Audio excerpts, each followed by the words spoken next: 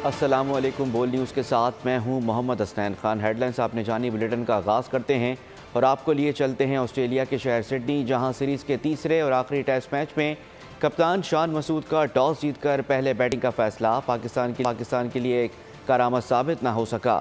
Sydney test के पहले ही session में 5 बल्लेबाजों ने हथियार डालकर पवेलियन की राह ले ली।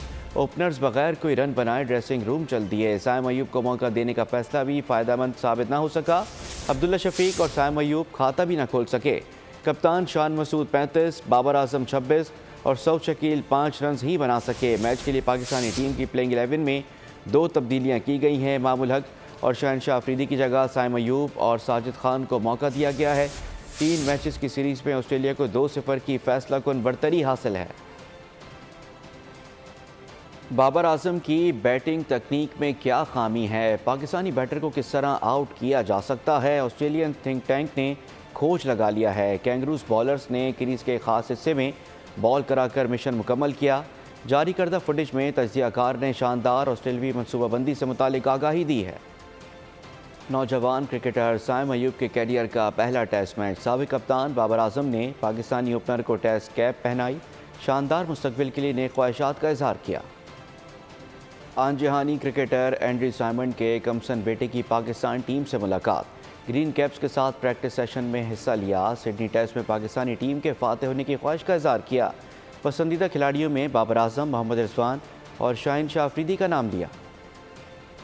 आगे बढ़ते हैं और बात करते हैं बदलते मौसम की। मुख्तलिफ शहरों में धुंध का राज बरकरार है। हद निगाह इंतहाई कम हो गई। इस्लामाबाद में धुंध ने मनासिर धुंधला दिए हैं। 30 परवाज़ें मनसूख, 100 से ज़ायद ताख़ीर का शिकार। वफाकी दारुल-हुकूमत के लिए 9 मुल्की और गैर मुल्की परवाज़ों की लाहौर, पेशावर, मुल्तान और कराची में लैंडिंग।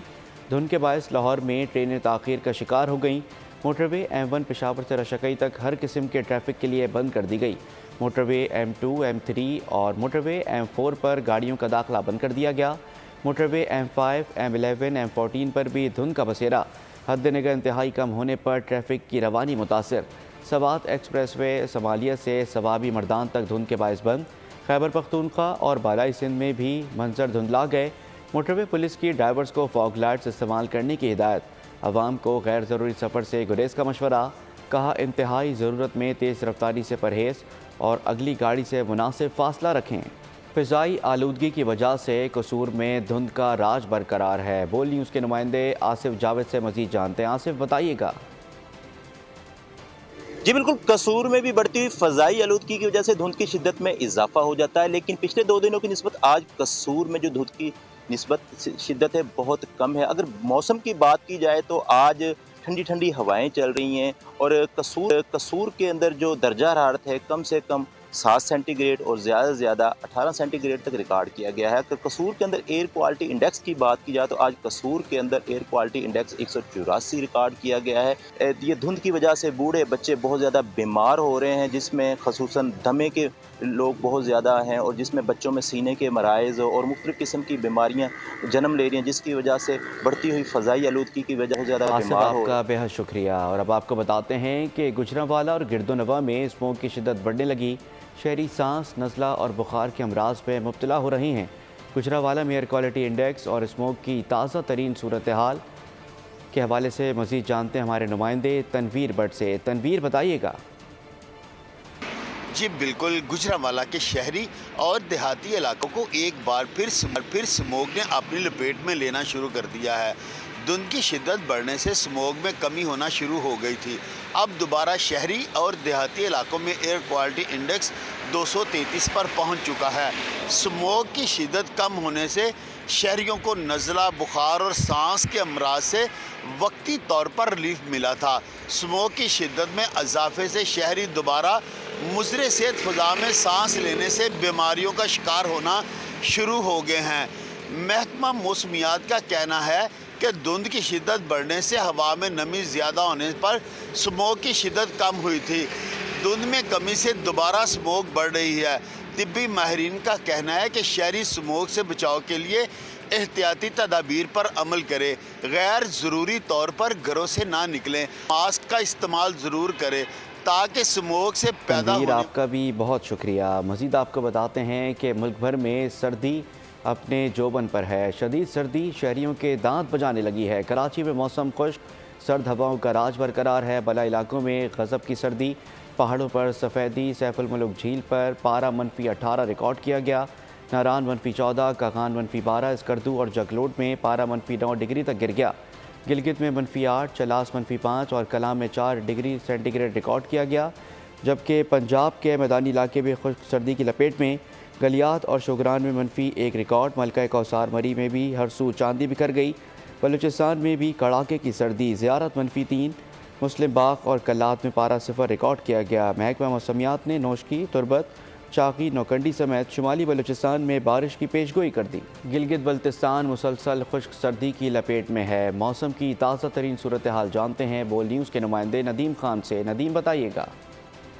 जी बिल्कुल, गिलगित बल्तिस्तान के अगर आज के मौसम की बात करते हैं तो गिलगित बल्तिस्तान के शहरी इलाकों समेत बालाई इलाके इन दिनों शदीद सर्दी के लपेट में है। सुबह और शाम के औकात में दर्जे हरारत जो है वो नुक़्ता इंजमात से गिर जाता है। इसके साथ साथ शदीद धुंध रहती है।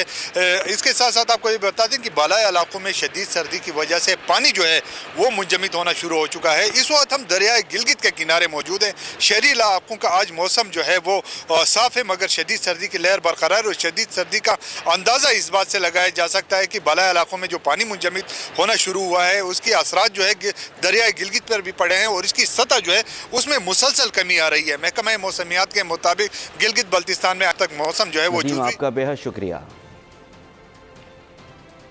और अब बात करते हैं आज़ाद कश्मीर के मौसम की, जहां पर मौसम खुशगवार है ताहम सर्दी की शिद्दत बदस्तूर बरकरार है, जिसने मैदानी और बाला इलाकों में बसने वालों को परेशानी से दो चार कर दिया। मज़ीद अहवाल बता रहे हैं मुजफ्फराबाद से बशारत मुगल। जी बिल्कुल, आज़ाद कश्मीर मौसम की अगर बात की जाए तो दारुल हुकूमत मुजफ्फराबाद समेत रियासत भर के दीगर अजला के अंदर सर्दी की जो शिद्दत है वो बदस्तूर बरकरार है। मैं इस वक्त मौजूद हूँ आज़ाद कश्मीर के दारुल हुकूमत मुजफ्फराबाद में। मुजफ्फराबाद और इसके गिरदो नवा में इस वक्त आसमान आज बिल्कुल साफ़ है, ताम जो सर्दी की शिद्दत है उसमें मुसलसल इजाफा होता जा रहा है। बलाई इलाकों की बात की जाए जिसमें वादी नीलम है, लीपा वैली है, हवेली है, दीगर जो आज़ाद कश्मीर के बुलंद तरीन मुकामात हैं वहाँ भी शदीद सर्दी पड़ रही है।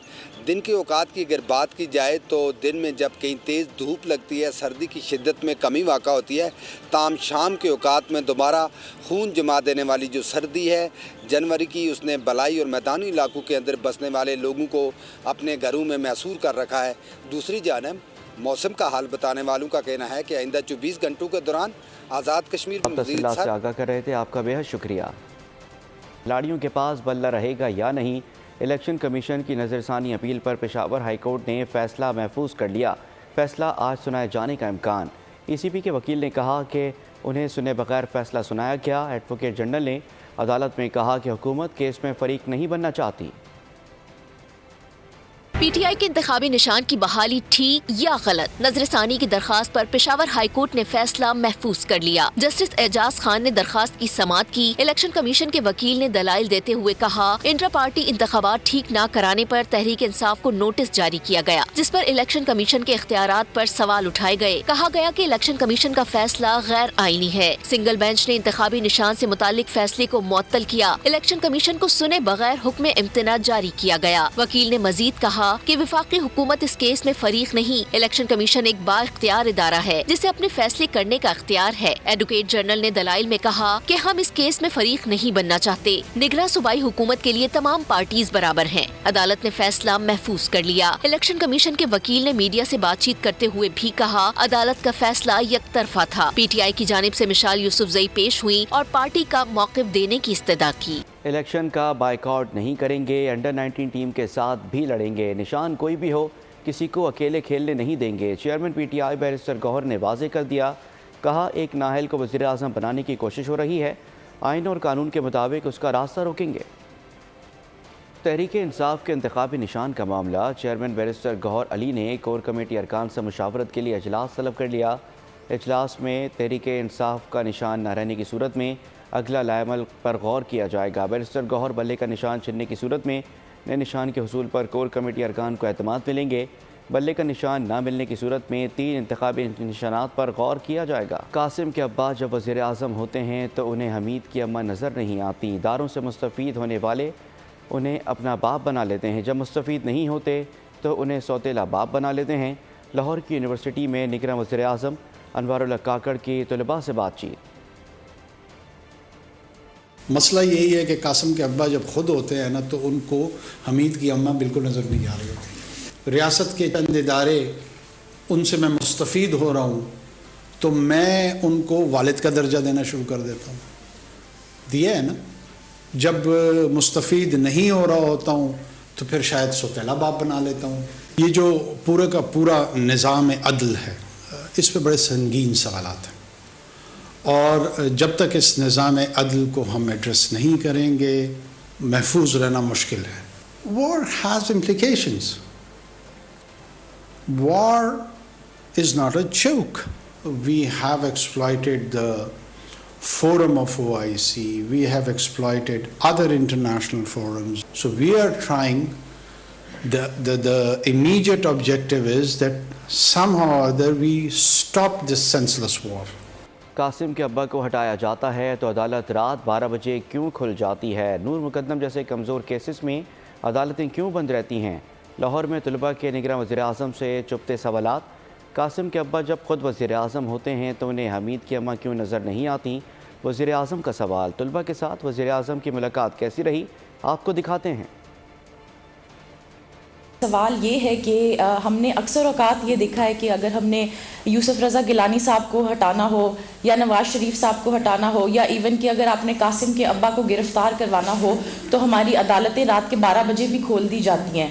लेकिन जब भी कोई ज़ैनब मर्डर केस या मोटरवे गैंग रेप केस या इस तरह का कोई भी केस होता है तो हमारी अदालतें बंद रहती हैं। नूर मुकद्दम केस पे हमने देखा कि My question is this, that we've had military operations where our soldiers have given their lives to achieve this peace, and our civilians indirectly gave their lives to achieve this peace, and we saw peace for a few years. So why is this sudden increase in attacks, and who's to blame? Is the government in Afghanistan, the Taliban government, to blame, or have the civilian diplomatic talks failed us? Because at the end of the day, it's our own people who die. It's our own brothers and sisters of the soil who die. Thank you. I think so. This is one of the most pertinent questions I've faced throughout my visits in different universities. Thanks for asking it. खाकम बदहन आपको भी निशाना बना सकते हैं। आप qualified हैं, एक तो नाम आपका नजफ अब्बास है। आम इंतखाबात से पहले पीपल्स पार्टी और नून लीग के बड़ों की मुलाकात। साबिक स्पीकर कौमी असम्बली सरदार अयाज सादिक और साबिक अपोजिशन लीडर खुर्शीद शाह की मुलाकात हुई। नून लीग और पीपल्स पार्टी के रहनुमाओं की मुलाकात में सियासी दर्ज हरारत को नॉर्मल रखने पर इत्तेफाक हुआ। अयाज सादिक और खुर्शीद शाह के दरमियान सियासी इस्तेहकाम और रवादारी को कायम रखने पर भी इत्तेफाक हुआ। सुप्रीम कोर्ट में ताहयात नाअहली से मुतालिक केस में अटॉर्नी जनरल और एडवोकेट जनरल्स ने इलेक्शन एक्ट में तरमीम के मुताबिक 5 साल नाअहली की तायद कर दी है। अटॉर्नी जनरल ने कहा कि आर्टिकल 62(1)(f) के तहत नाअहली की सज़ा 5 साल की कानून साजी को सपोर्ट कर रहे हैं। सुप्रीम कोर्ट में आर्टिकल 62(1)(f) के तहत ताहयात नाअहली से मुतालिक केस की समाअत हुई। चीफ जस्टिस काजी फाइज ईसा की सरबराही में 7 रुकनी लार्जर बेंच ने समाअत। लार्जर बेंच में justice Mansoor Ali Shah, justice Yahya Afridi, justice Aminuddin Khan, justice Jamal Mandokhel, justice Mohammad Ali Mazhar, justice Musarrat Hilali शामिल हैं। समाअत के आगाज में अटॉर्नी जनरल ने कहा कि आर्टिकल 62(1)(f) के तहत नाअहली की सजा 5 साल की कानून साजी सपोर्ट कर रहे हैं। नवाज शरीफ की ताहयात नाअहली के फैसले पर नजरसानी होनी चाहिए, जिस पर चीफ जस्टिस ने इस्तफसार किया। अटॉर्नी जनरल, आपका मौक़िफ़ क्या है कि इलेक्शन एक्ट चलना चाहिए या सुप्रीम कोर्ट फैसले? तो अटॉर्नी जनरल ने कहा कि अदालत से दरख्वास्त है कि ताहयात नाअहली के फैसले का दोबारा जायजा ले। इलेक्शन एक्ट की तायीद करूंगा क्योंकि ये वफाक का बनाया गया कानून है। अटॉर्नी जनरल ने दलाइल में कहा, इलेक्शन एक्ट में दी गई नाअहली मुद्दत की हिमायत करता हूँ, जिस पर चीफ जस्टिस का कहना था कि मामले पर एडवोकेट जनरल्स का मौक़िफ़ भी ले लेते हैं। आप अटॉर्नी जनरल के मौक़िफ़ की हिमायत करेंगे या मुखालफत? तो एडवोकेट जनरल्स ने अटॉर्नी जनरल की मौक़िफ़ की तायीद कर दी। आगे बढ़ते हैं और अब आपको बताते हैं कि गैर कानूनी अफगान बाशिंदों की वतन वापसी का सिलसिला जारी है। 2 जनवरी को 699 अफगान बाशिंदे अपने मुल्क चले गए। अफगानिस्तान जाने वालों में 163 ख़वातीन और 301 बच्चे शामिल। 36 गाड़ियों में 75 ख़ानदानों की वतन वापसी अमल में लाई गई। अफ़गान अबूरी हुकूमत का 9 से 10 अरकान पर मुश्तमिल सीनियर वफ़द इस्लामाबाद पहुँच गया। अफ़गान वफ़द की क़यादत गवर्नर कंधार कर रहे हैं। वफ़द में अफ़गान वज़ारत दिफ़ा, वज़ारत इत्तलात और इंटेलिजेंस हुकाम शामिल। अफ़गान वफ़द आज वज़ारत ख़ारजा के हुकाम से मुज़ाकरात करेगा। मुज़ाकरात आज इस्लामाबाद में पाक अफ़गान जॉइंट कोऑर्डिनेशन काउंसिल के मुश्तरका इजलास के दौरान होंगे। अफ़गान वफ़द के दौरे पाकिस्तान में दफ्तर ख़ारजा, अस्करी हुकाम और दीगर से मुलाकातें भी मुतवक्के। अफ़गानिस्तान में दहशतगर्दों की महफूज पनागाहों का मामला भी ज़ेर बहस आएगा। पाक अफ़गान सरहद बाढ़ चमन सरहद पर वीज़ा फ्री नकलो हमल पर भी बात की जाएगी। पाक फ़िज़ाइया का जदीद तरीन 5th generation stealth fighter jet J-31 के हुसूल का ऐलान। पाकिस्तान चीन से जदीद तरीन J-31 तैयारे हासिल करेगा। ISPR के मुताबिक army chief Syed general Asim Munir ने पाक फ़िज़ाइया की ऑपरेशनल एयरबेस पर J-10C तैयारों की शमूलियत और ऑपरेशनलाइजेशन की तकरीब में बतौर मेहमान खुसूसी शिरकत की। आर्मी चीफ की आमद पर सरबरा पाक फ़िज़ाइया air chief marshal Zaheer Ahmed ने उनका इस्तकबाल किया। सरबरा पाक फ़िज़ाइया ने जदीद तरीन 5th generation stealth fighter jet J-31 के हुसूल का ऐलान किया। कहा, पाकिस्तान चीन से जदीद तरीन J-31 तैयारे हासिल करेगा। पाक फ़िज़ाइया वतन के दिफा को यकीनी बनाने के लिए पुरअज़्म है और हर चैलेंज से निमटने के लिए तैयार है। आर्मी चीफ ने पाक फ़िज़ाइया की ऑपरेशनल तैयारियों की तारीफ की। कहा, फ़िज़ाइया में state of the art weapon system की शमूलियत बड़ी कामयाबी है। पाक फ़िज़ाइया खित्ते में ताकत के तवाज़ुन को मुस्तहकम कर रही है। उनका कहना था कि मुसल्लह अफ़वाज किसी भी जारियत का मुकाबला करने की भरपूर सलाहियत और तैयारी रखती है। तकरीब के दौरान पाक फ़िज़ाइया के तैयारों ने खूबसूरत एयर शो भी पेश किया। और अब खबर शामिल करते हैं कराची से, जहां पर टारगेट किलिंग का एक और वाक़या पेश आया है। औरंगी टाउन 7 नंबर में जमात इस्लामी के कारकुन वसीम सिद्दीकी को घर से बुलाकर गोली मार दी गई। जाए वक़वा से 30 बोर के खोल बरामद हुए। पुलिस ने तहकीकात शुरू कर दी। हाफिज़ मेहरबान की वाक़े की मज़म्मत, कातिलों की फौरी गिरफ्तारी और शफाफ तहकीकात का मुतालबा कर दिया। कहा, कातिल खुलेआम कत्ल करते हैं और किसी किस्म का खौफ नहीं है। कराची भैंस कॉलोनी में AVCC का छापा। 12 दिसंबर को गडाब से ताजिर को अगवा करने वाले 2 मुलजिमान पकड़े गए। गाड़ी, 2 पिस्तौल, 2 कलाशनकोफ और 10 बम बरामद। 7 ही मुलजिम फरार हो गया। SP AVCC के मुताबिक मुलजिमान ने ताजिर हारिस को भैंस कॉलोनी में घर की टंकी में रखा। हारिस से 88 लाख रुपए तावान वसूल किया। गिरफ्तार मुलजिमान से 19 लाख रुपए, मग़बी ताजिर की चेक बुक और दीगर सामान बरामद कर लिया गया है। कराची के इलाके बल्दिया टाउन में अफसोसनाक वाक़या को कुचल डाला। हादसे में ख़वातीन समेत 3 अफराद जाँ बहक हो गए। रेस्क्यू हुकाम के मुताबिक लाशों और ज़ख्मियों को अस्पताल मुंतकिल कर दिया गया। और अब आपको बताते हैं कि इसराइल का लिबनानी दारुल-हुकूमत बैरूत में हमास के दफ्तर पर ड्रोन हमला, 6 अफराद शहीद हो गए। हमले में इमारत को नुकसान पहुँचा, मुतादिद गाड़ियों में आग लग गई। हमास के सीनियर रहनुमा सालेह अल-आरवी की शहादत की तस्दीक। सालेह अल-आरवी का शुमार ऑपरेशन तूफ़ान अल-अक्सा के मनसूबा साजों में होता है। इसराइल की हिट लिस्ट में पहले नंबर पर थे। हमास रहनुमा इज़्ज़तुल रश कहते हैं कि अल-आरवी का कत्ल हमारे अज़म और इस्तिकामत को नहीं तोड़ेगा। हमास रहनुमा अल-आरवी के कत्ल पर बैरूत और रामुल्ला में मुजाहरे। अरब मीडिया के मुताबिक मुजाहरों में इसराइल के ख़िलाफ़ नारेबाजी की गई। रामुल्ला में आज मुकम्मल तौर पर हड़ताल की कॉल दी गई है। हमास को कभी शिकस्त नहीं दी जा सकती। जिस तहरीक के कायदीन कौम के लिए शहीद हो जाए उसे कोई नहीं हरा सकता। हमास सरबरा इस्माइल हानिया का सालेह अल-आरवी की शहादत पर रद्द-ए-अमल। बैरूत में हमास के दफ्तर को निशाना बनाने को दहशतगर्दी करार दे दिया। कहा कि इसराइली कैदियों को अपनी शराइत पर रिहा करेंगे। मिस्र और कतर को अपने मुतालबात से आगाह कर दिया है। UN secretary general Antonio Guterres की हमास रहनुमा के कत्ल की मज़म्मत। कहा, सालेह अल-आरवी पर हमले को अक़वाम मुत्तहिदा के चार्टर के ख़िलाफ़ वर्जी है। ख़बरदार किया कि हमास रहनुमा की मौत के बाद सूरत हाल तशवीशनाक हो सकती है। खित्ते में बढ़ती कशीदगी रोकने के लिए इक़दाम किए जाएँ। UN सेक्रेटरी जनरल ने अपील की कि तमाम फ़रीक़ैन से दरख्वास्त है कि तहम्मुल का मुज़ाहरा करें। लिबनानी वज़ीर-ए-आज़म नजीब मिकाती ने भी बैरूत में अल-आरवी की शहादत की मज़म्मत करते हुए कहा, इसराइल का हमला लिबनानी खुदमुख्तारी की खिलाफ वर्जी है। इसराइली वज़रा की जानिब से फ़लस्तीनियों को गज़ा से निकलने का बयान, अमरीका की मज़म्मत। तर्जुमान महकमा ख़ारजा मैथ्यू मिलर का कहना है कि गज़ा फ़लस्तीनी सरज़मीन है और रहेगी। अमरीका इसराइली वज़रा के बयान की सख्ती से मज़म्मत करता है। इसराइली वज़रा का बयान इश्तिआल अंगेज़ और गैर ज़िम्मेदाराना है। गज़ा से फ़लस्तीनियों की नकल मकानी नहीं होनी चाहिए। हमास का कोई मुस्तकबिल नहीं, कोई दहशतगर्द ग्रुप अब इसराइल के लिए ख़तरा नहीं है। भारतीय फ़ौज की आला क़यादत की नाअहली का एक और मुबोलता सबूत साल 2023 में कश्मीरी हुर्रियत पसंदों के हमलों में भारतीय फ़ौज के मुतादिद अफसर और जवान मारे गए। पिछले एक साल में भारतीय फ़ौज ने मासूम कश्मीरियों पर बेइंतहा जुल्म किए। दिसंबर में 3 शहरियों का कत्लेआम और 3 star officer lieutenant general Sandeep Jain को ओहदे से बरतरफ कर दिया गया। लेफ्टिनेंट जनरल नवीन सचदेवा ने लेफ्टिनेंट जनरल संदीप जैन से white Knight Corps general officer commanding का चार्ज संभाल लिया। भारत और अफ़गान तालिबान पाकिस्तान के ख़िलाफ़ यकज़बान हो गए। भारतीय मीडिया अफ़गान तालिबान के बयानी को दुरुस्त साबित करने के लिए सरगर्म हो गई। भारतीय खबर रसां इदारे वियोन और अफ़गान वज़ीर दिफ़ा मुल्ला याकूब मुजाहिद के बयान का हवाला देकर पाकिस्तान में बग़ैर शवाहिद के कीचड़ उछालना शुरू कर दिया है।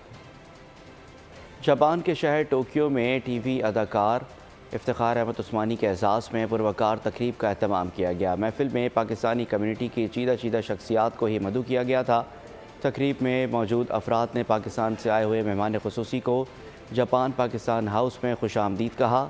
सिफारत खाने पाकिस्तान टोक्यो से प्रेस अताशी फ़ारूक रफ़ीक ने भी खुसूसी शिरकत की। मोअज़्ज़िज़ मेहमान इफ्तिखार अहमद उस्मानी ने तकरीब से खिताब करते हुए अपनी ज़िंदगी के बहुत दिलचस्प और सबक आमूज़ वाक़यात का जिक्र किया।